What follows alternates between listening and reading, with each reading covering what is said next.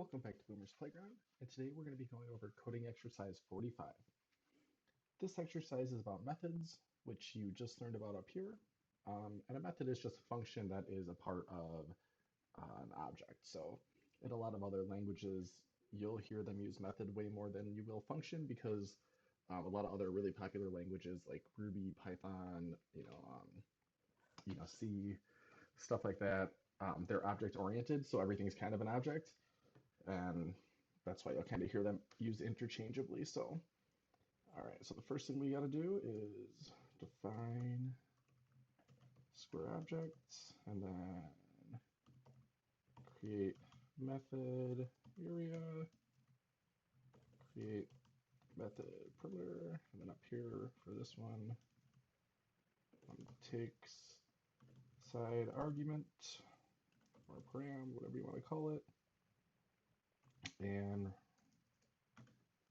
return side squared. So that's the first part, and then down here does the same thing, takes side argument param and returns side times 4. Okay, let's take this and let's pop over to our trusty JS bin. And we'll code here. So we'll do the first part, const square, and an object you just create with these little the curly braces.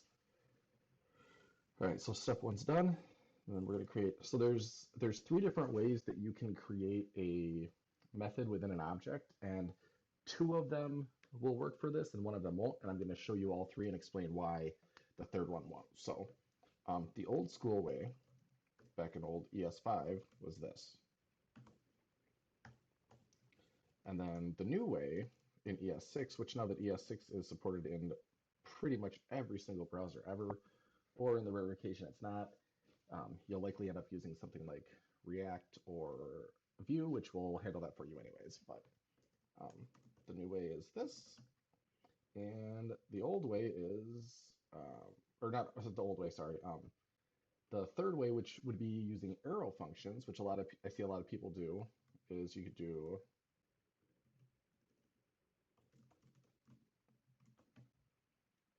and this way is not how you want to do it. And the reason for that is you're going to lose the this context, which you're going to learn about in the next video. And I'll show you it error out. But if you're going to create a method in an object, just pick one of these. Neither one is better than the other. They do the exact same thing. So just pick whatever your company is using or whichever one you like best. And actually, I'm not going to show you this erroring out because we really won't, but in this exercise, the next one, you'll see why that arrow function can't work. So, all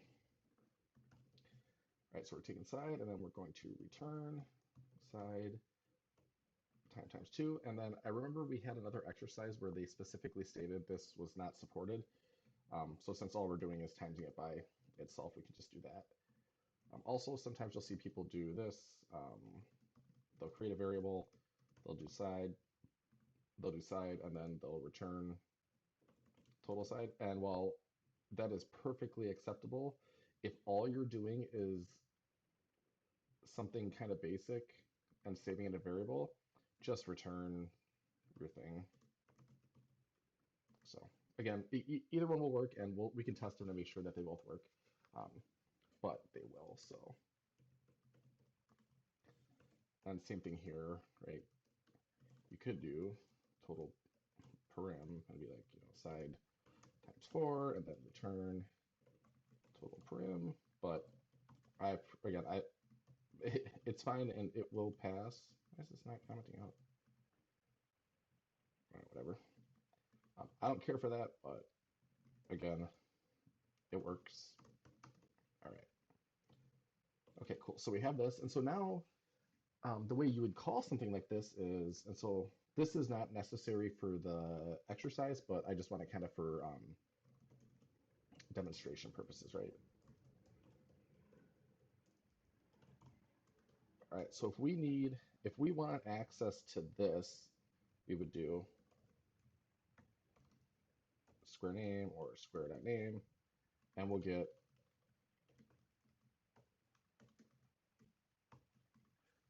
Boomer's Playground.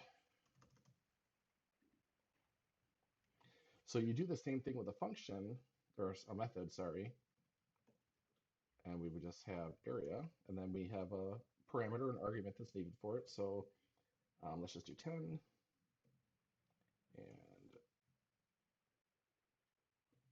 we can just do the same thing. And then this should give us, so this should be, what's going on? This should be 100 because 10 times 10 is 100, and this should be 40 because 10 times 4 is 40. So let's see if that's what we get. And we do, so I think we're good to go. So I'm going to remove this. And let's copy this guy, and let's bring that over here.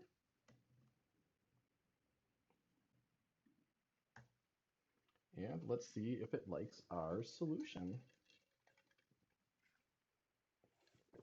Okay, perfect. And so it did. So that's kind of cool. So let's go and, let's do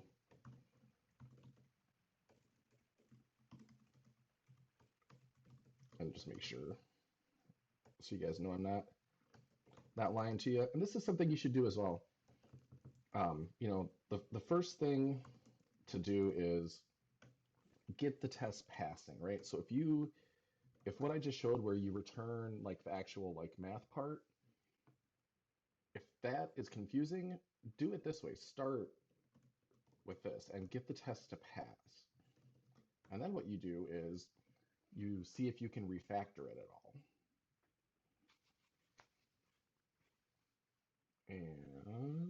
And you'll see this still works. So like if this was how you did it first, that's perfectly fine. But then I want you to take a step back and I want you to try other things because that's really going to help you understand the language better. So we can kind of leave that as is. I also think, and actually let's try something else. I think another thing we could do, or another way we could do this, is you can start with an empty object and you can just add things to it as you need them, right? You don't have to know right out of the gate what everything is going to be. So let's just do, so we'll do square.name there, and then we'll do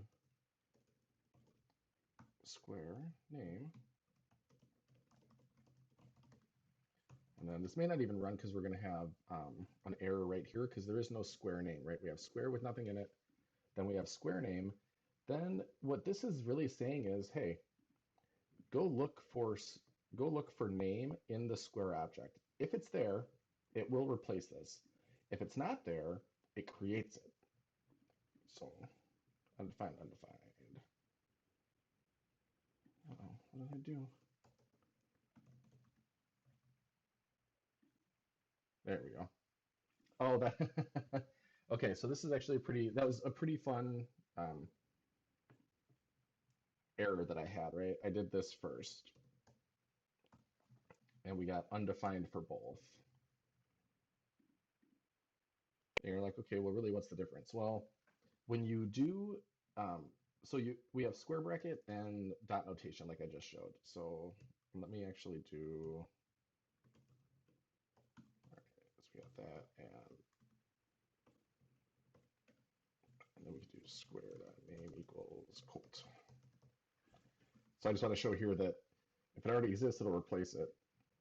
So it was Boomer, but now it's Colt. So the reason that first one, the reason I got that error originally was when you have an object